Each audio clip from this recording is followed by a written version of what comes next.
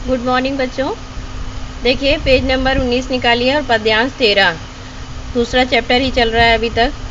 पद्यांश 13 धनुष भंग का पद्यांश 13 निकाल लीजिए आप लोग, पेज नंबर 119। प्रभु चितहि पुनि चित्तवमहि राजत लोचन लोल।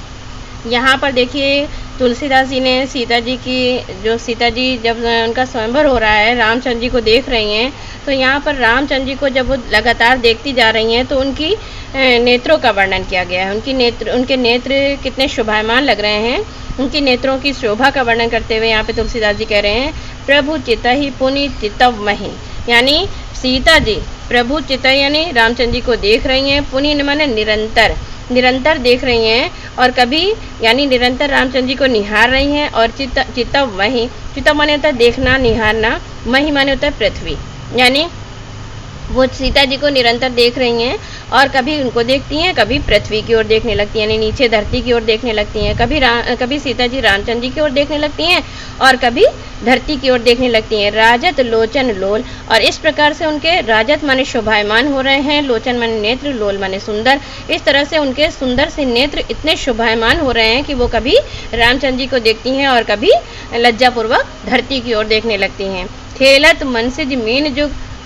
जनु विदु मंडल डोल, तो इनको देख, उनकी आंखों को देखकर, उनके नेत्रों को देखकर कवि को ऐसा लग रहा है तुलसीदास जी को जैसे खेलत मनसिज मीन, यानी जैसे खेल रहे हैं। मनसिज माने होता है जैसे कामदेव, जैसे कामदेव की मीन माने मछलियाँ, जैसे विदु मंडल डोल, विदु माने होता है चंद्रमा और मंडल यानी चंद्रमंडल, डोल यानी डोल, बाल्टी इसको होती है, बाल्टी भी कहते हैं डोल को, डोल। तो कह रहे हैं जिस तरह से चंद्रमंडल में ऐसे लग रहा है जैसे कामदेव की दो मछलियां हों, चंद्रमंडल रूपी डोल में कामदेव की दो मछलियां क्रीड़ा कर रही हों या खेल रही हों,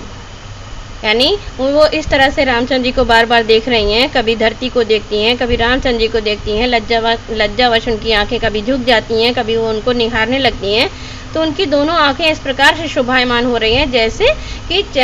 जैसे कामदेव की दो मछलियां चंद्रमंडल रूपी डोल में खेल रही हों या क्रीड़ा कर रही हों। ठीक है, ये आपका पद्यांश जो 13 था ये कंप्लीट हो गया। अब आप देखिए पद्यांश 14 यानी 14 पद्यांश देखिए। गिरा अलिनी मुख पंकज रोरी प्रगट न लाज निशा अवलोकी। गिरा अलिनी यानी उनकी, गिरा माने होता है वाड़ी, उनकी वाड़ी रूपी, अलिनी माने होता है भवरी, यानी उनकी वाड़ी रूपी भ्रवरी को उनके मुख पंकज, मुख रूपी पंकज माने होता है कमल, उनके मुख रूपी कमल ने रोक रखा है। उनकी वाड़ी रूपी भवरी को उनके मुख रूपी कमल ने रोक रखा है। अर्थात कहने का मतलब है वो कुछ कह नहीं पा रही हैं, केवल व्याकुल हैं और लज्जावश उन्हें बार बार देख रही हैं, निहार रही हैं, और बहुत सारी व्याकुलता उनके अंदर भरी हुई है। प्रकट न लाज निशा अवलोकी, यानी उसी तरह से अपनी बात को प्रकट नहीं कर पा रही हैं या कह नहीं पा रही हैं, केवल विचार कर रही हैं। जिस तरह से निशा अवलोकी यानी रात में जैसे कोई भ्रमरी होती है, रात होने पर कमल में चुपचाप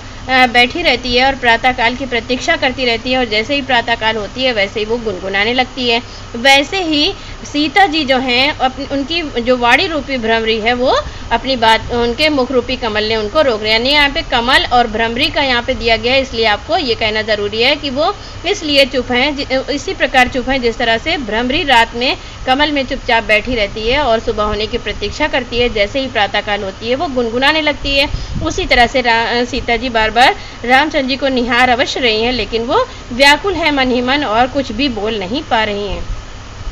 लोचन जलु रह लोचन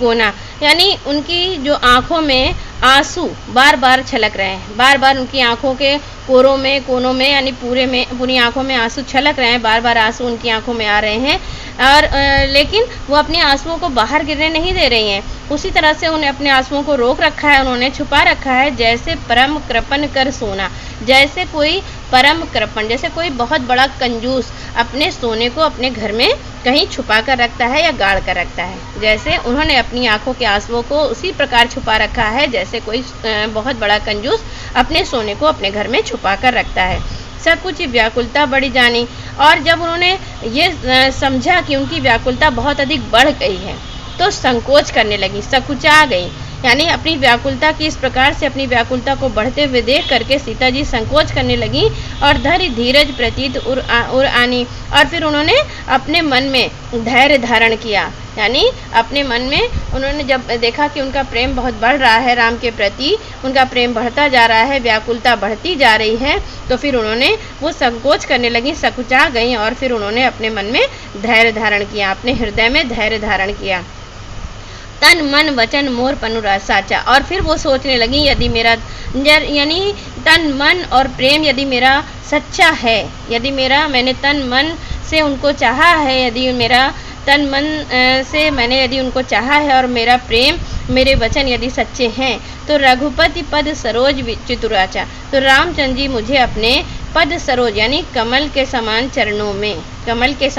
में मुझे अवश्य अपनी दासी बनाएंगे, मुझे अपने चरणों की दासी अवश्य बनाएंगे यदि मैंने उन्हें तन मन से चाहा है, यदि मैंने उन्हें तन मन से और यदि मेरा प्रेम सच्चा है तो वो मुझे अपने चरणों की दासी अवश्य बनाएंगे। तो ये आपका पद्यांश 13 और 14 आपका कंप्लीट हो गया।